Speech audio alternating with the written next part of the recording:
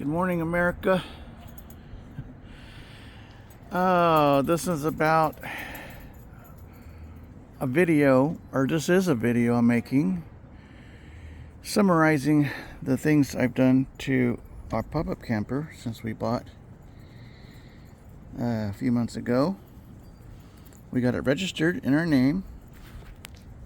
I did a few cosmetic repairs and adjustments to it. I like to cover a few of those things. One of the things I was very concerned about was the air conditioning system that was on it. I didn't think it was a requirement to have an air conditioning system on a camper.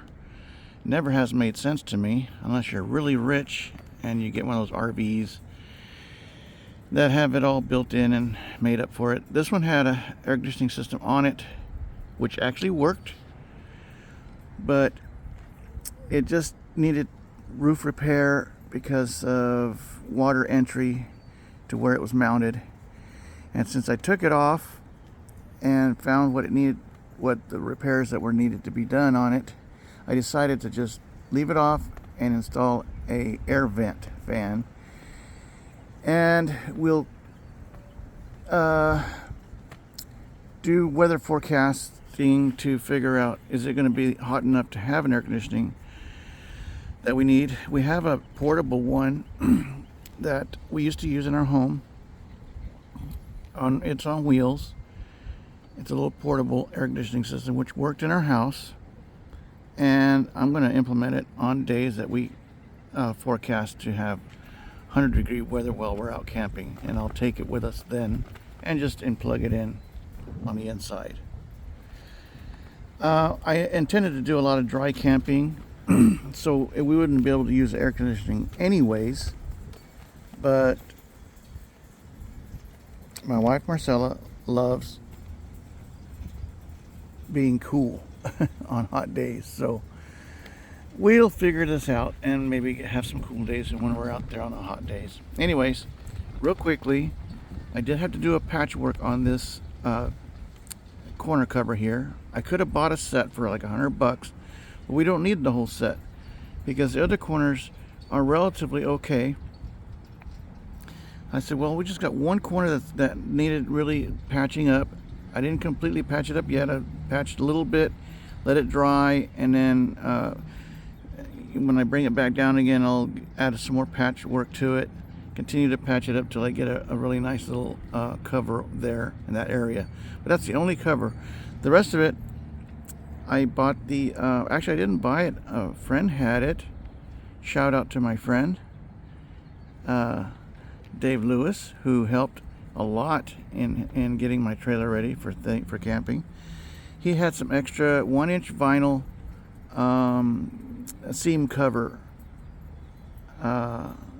product that I was able to prepare the seam, clean it all up, tighten all the bolts, and then slip it in. I went to a site, a Coleman camper site, very popular. If you look up Coleman pop-up camper videos, you'll find a lot of the information there on how to install this. I can only give you a summary on it. I just basically started at one end down here at this end, unscrewed the first bolt or screw there that you can't see because it's covered now, and I tucked in an extension of this vinyl stuff underneath it to that hole, past the little hole where I could drill a hole through it and then retain it, and then I just squeezed in the area. And it's just a little amount of handiwork with your hands, getting it into the grooves, and then once you get it in the groove, just keep on tucking it in all the way till you get to the other end, and then do the same thing on the other end when you get to the other end. It's very pliable stuff. If you're working with in good temperatures, 80 degrees or so, it's very pliable and you can apply it and stick it on. But first thing was to clean the area all up really good with little wire brushes. Just kind of cleaned all the area in there really good and applied it. Then after that, I did order the air vent thing to put on there. It's a powered air vent, 12 volt powered air vent. A very quiet fan. Maybe I could demonstrate it later. So that was the roof situation. I also bought this RV compound stuff and it's what's called self-leveling sealant, which I applied all to the edge of the whole entire edge of where the molding meets the metal rooftop. Mine is a metal rooftop, which I'm very grateful for because it's harder to puncture that. It doesn't crack unless you really, you know, bend it or something like that. But it's a good top. The canvas was very good canvas when we bought the camper, so we didn't have to replace that or anything. The vinyl on it is in good condition when we bought it. If you notice, I did make some wooden stays to hold the top up to give relief to the cable, which I had to replace because the system did not crank up very well. And I'll give you a little rundown on that. I got a winch from Harbor Freight. I installed it, I guess you could say, backwards in this position because of the angle of the cable through the hole where there was a bearing there before, and there was a crank system that had a chain that went up to that hole there, and that crank system had so much trouble, and it was so old I couldn't get the proper parts for it, or I looked for the proper parts, and the proper part would have had to been welded on, and it was very expensive, like $500. I thought it was expensive for that type of thing. This winch, I think, was like $40 or $50, I think. It does the job that's necessary, but that's a whole video, a different video that you might check out later on how I did that. I replaced the wiffle tree underneath there. That was a job to do. Went through a lot of trial and error till I got it right. And there's a lot of detail on this, how I did that, but I'll have to include that in another video, I think. Another thing I did was I replaced the gas system, the propane system in here. I know this is all cluttered with, this little box I put in here is cluttered with the things that will be covered with this battery box I put in here. I didn't realize this. I installed this battery box here to contain all the items here. The two separate regulators, two valves. One valve is for the stove and the water heater that came with the camper, and the other valve is a adjustable PSI regulator for the outdoor cooker stove that's optional to be installed. One did come with this camper, so I plan on trying it out and using it next camping trip, because I still don't know if that is going to be an issue. I think I got it fixed with this situation here. I just put a 2x4 to be able to mount the valves on there. All of this I got on Amazon. Ordered some of the parts, and then I did a lot of the connections myself. Got a lot of the parts at Ace Hardware as far as the gas connections and so forth.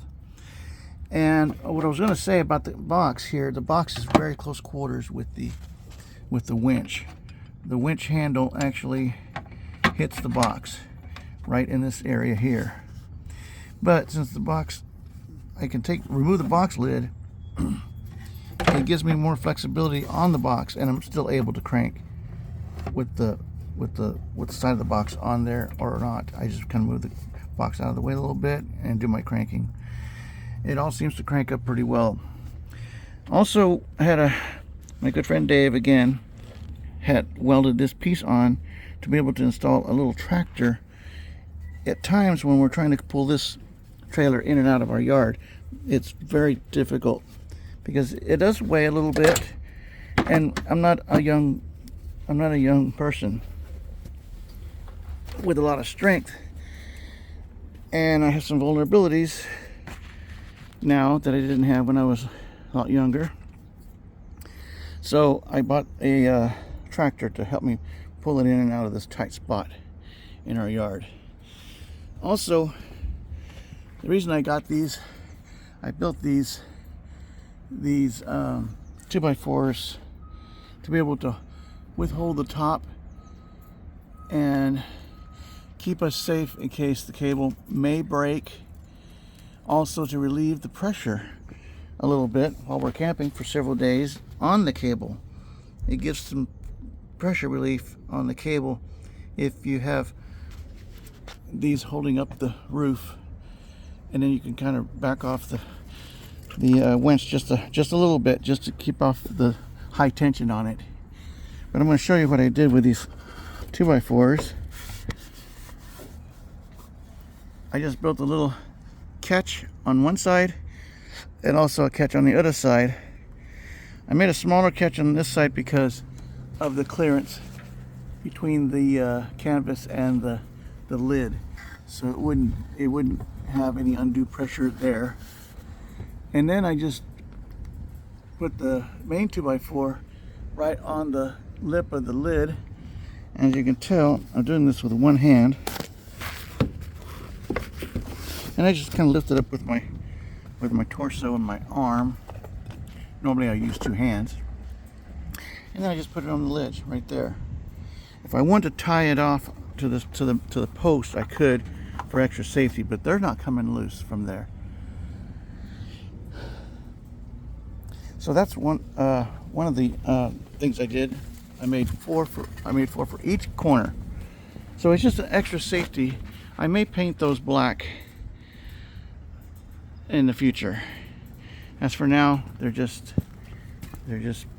pine colored because they're pine. Okay, what else did I do?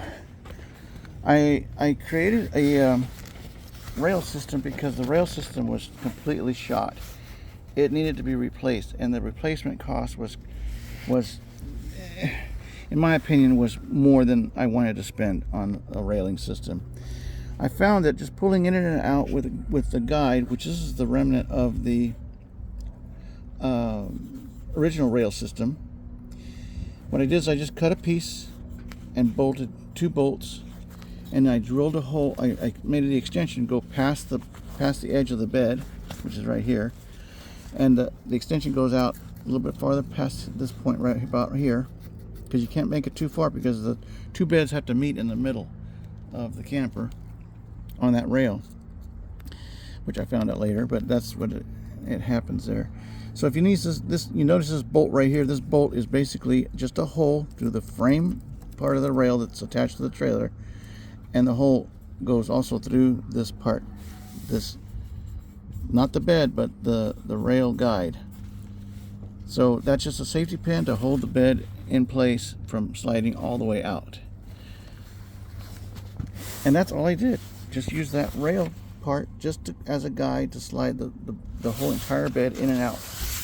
There's nothing else holding this except for the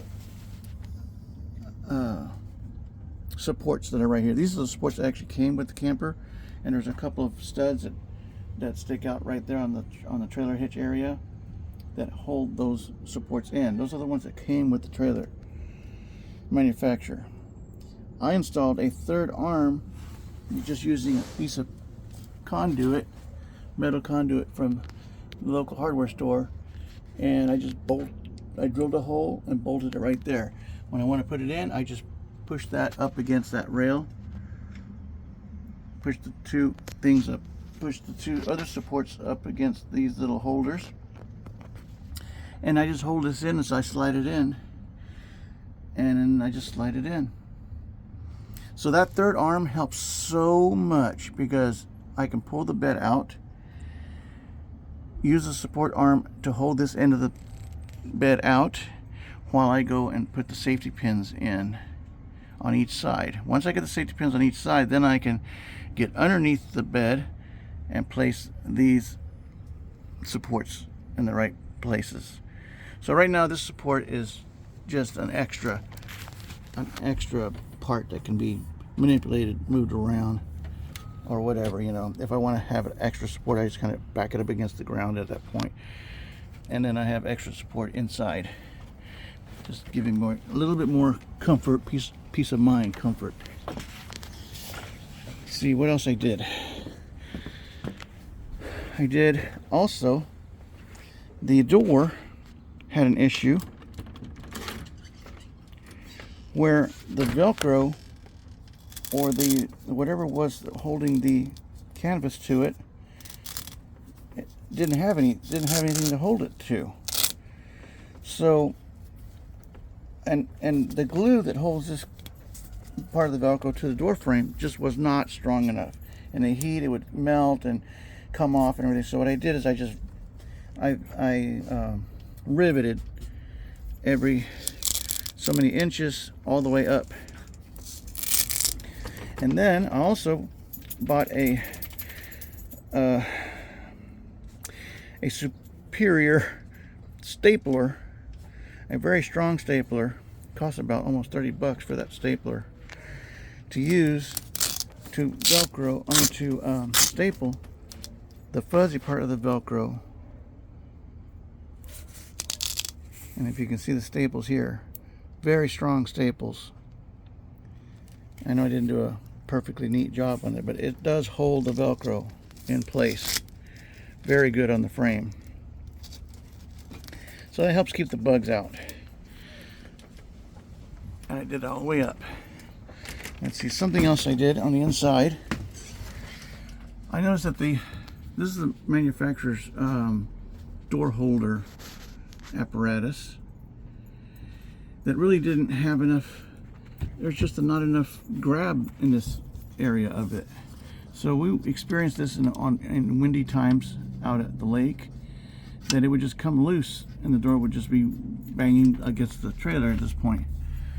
So what I did is I found this type of latch, and I removed one side, only one side at this point, because I couldn't get a latch that would fit underneath this section. I had to actually bend this to make it fit properly there.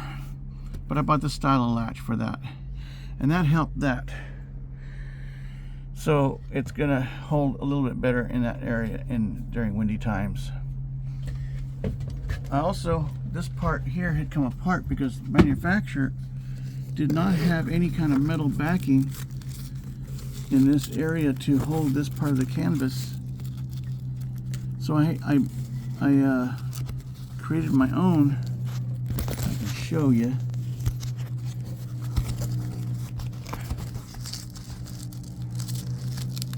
I bought a piece of aluminum from the hardware store as a base. I have so much junk I could have got. I had my own tin, and I could have used. I probably could have used a tin can if I wanted to just harden it up a little bit more. This part here is tin, a thick gauge tin, like a sheet metal, but it ends right here, right close to just above that little bolt right there. And this rail that was supposed to hold this canvas up was just screwed into MDS board.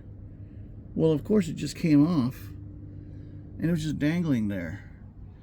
So I reinforced it with that little piece of metal and some self-tapping bolt screws there, and now it's got a better place to rest, and it's not going to come apart. Added these noodles to these bars. They really help in dampening the canvas snapping down during wind times. Dampens the sound big time, plus it's decorative. So that's an addition. Another thing, I got rid of those little clips that hold these little curtains on here, and just bought a budget curtain rod at Walmart, probably for $5. I did a pre-drill and used a self-tapping nut screw to screw into the center of the rail that exists here for those little clips. And I just put a curtain rod in there. That holds it so much better. It doesn't come off or anything, and it works great. So I did that on all the curtain areas. Except for one curtain area which I fixed yesterday. Instead of going to the store and spending more money on that, I have this roll of ground wire, and it's like a, I don't know, maybe 12 gauge or maybe bigger ground wire, and I just did a curly Q, just curled it over like you would an electrical connection, self-tapping screw into the rail, and I put the curtain in there. These are blackout curtains that we had some extra blackout curtains at the house that we weren't using anymore. We had got some new ones, and that worked real good. I just stretched the cable, the ground wire across from end to end on that rail and put it up. It worked great. I also had to screw in the electrical center area. It was only screwed into a really inexpensive paneling, which was, you know, built by the manufacturer, and it was just coming out all the time because the screws were stripped out. So what I did is I bought these panel rivets. They're called split rivets, and I was able to use, I had to drill a couple new holes in new areas where I could actually grab the paneling better, and I think that serves a lot better. The rivet situation is a little bit better there.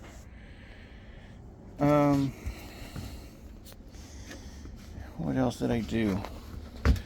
My friend Manuel helped me out with this little part of the project, and that was painting, sanding and painting the lid and the stove area.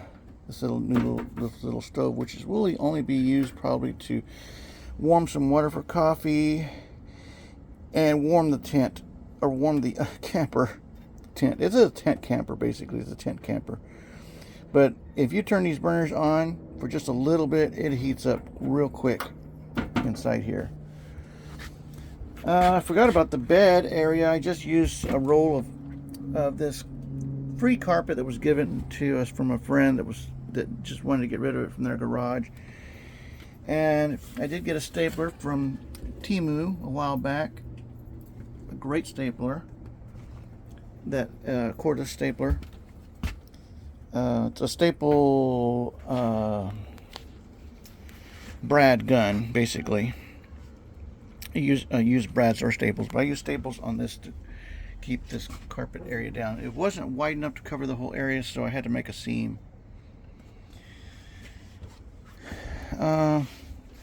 Also, I drilled these holes yesterday to facilitate putting on the awning. When we were out camping, the awning didn't have any visible area to secure the awning supports, except for this area here. These awning supports come down from the awning, and they just seem to come down to this area. And I noticed there was and still is, some kind of a holder here, which probably held some kind of rubber band or something. I'm not sure what it held, but it didn't serve any purpose as far as I could tell. So I didn't see a problem putting a couple of holes here to put bolts in here to hold the awning down. The awning has 2 holes on one end that fit perfectly in this area. So that's my fix for the awning, which I haven't even cleared the shavings of my drill yesterday. I did that yesterday. Another really neat feature that you might not even think of doing something like this. It just came upon my mind to do something like this. And that was, if I go to a shore area and I don't have a battery, which I don't have a battery, but what I do have, or had in my collection of electronic supplies that I've gathered over the years, this particular device, oh, that's why. This supplies 1,000 milliamps at 13 volts. It doesn't say how many amps though. It does say on the input on amps, but I don't know why it's showing that. Anyways, this is a 12-volt adapter. They make probably different specs on these, and basically I use the shore power 120 volt to supply this thing with this extension cord from my 110 volt adapter to there. I put an adapter, I put a cigarette adapter, basically a 12 volt adapter here for the where a battery would normally be in this box. I decided to not have a battery with this because I have a solar generator, and I could use the solar generator with 12 volt adapter just like for this.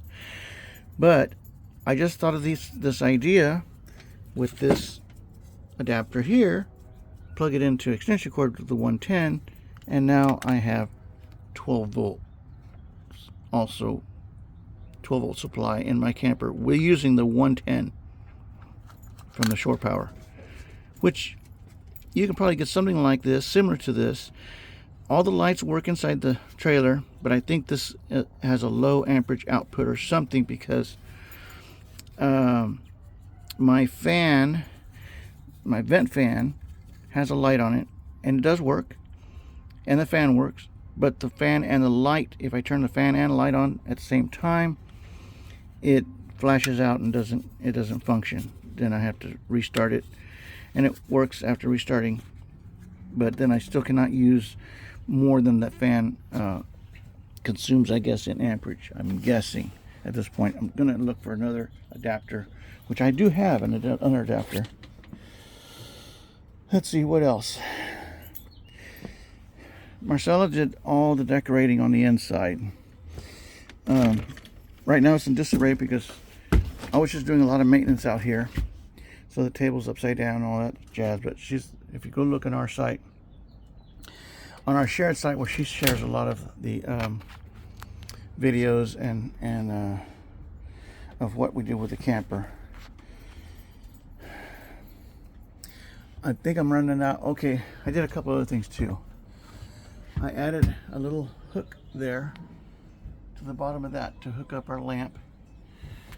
And I also, the door also, with the door hanger, I noticed is also held only by the rivets to the MDS, which had some water damage, enough water damage it just didn't have no hold power. So that thing was designed to hold the door. And the door, has some weight to it and everything. So what I found was a piece of steel, little piece of metal, and I riveted a section to extend out from that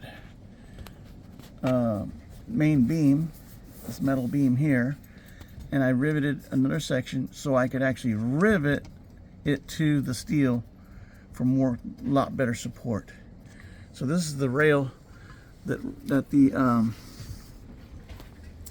keeper for the door rides on. So I thought that was very important to have that on some steady, way stronger support. This was just completely coming down every time that I hung the door on there. So I actually had to rivet the door strap also to it. And now it works great. This side probably could use some better support, but the water damage on this area wasn't so bad. And it's holding up. It's holding up okay, so I'm just leaving it alone for now. But it's just riveted to that MDS board. There's no other support there. But I'm not too worried about it because it is holding in this area, and that's because there was no water damage. So there's little moisture damage in this area because the AC unit that was installed up here did have breaches as far as water was concerned. And I don't know if some of it was probably condensation and just maybe rain, because it did rain one time we were out, and water did finally seep through the roof, we noticed. So that's why I cleaned it all up. I installed the wire from the trailer system, which the trailer system also had its own little wiring for the lights up inside here. So I tapped into that with just extension cord wiring, and then I just routed the wire to facilitate the connection for the fan, which I installed recently. And this fan has a light system and everything in it. I don't have the camper connected at this point, so can't just show you that. I think that kind of summarizes what I've done. I'm sure there's other things I just can't think of at the moment. The main thing was the bed, the propane system, the lift system, which definitely was a big headache, but now it seems to work pretty good. I just don't feel 100% safe with the cable system, so I installed the roof keepers, I'm calling them. Roof supports, I should just call it camper roof supports. But that idea came out really good as far as just something that could hold the camper up with plenty of support. This is not going to break or come down on us at any time. Even in a big storm or something, they're not going to come down.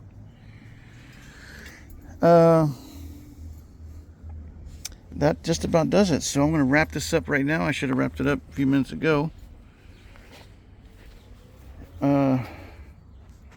So I'm going to end with this.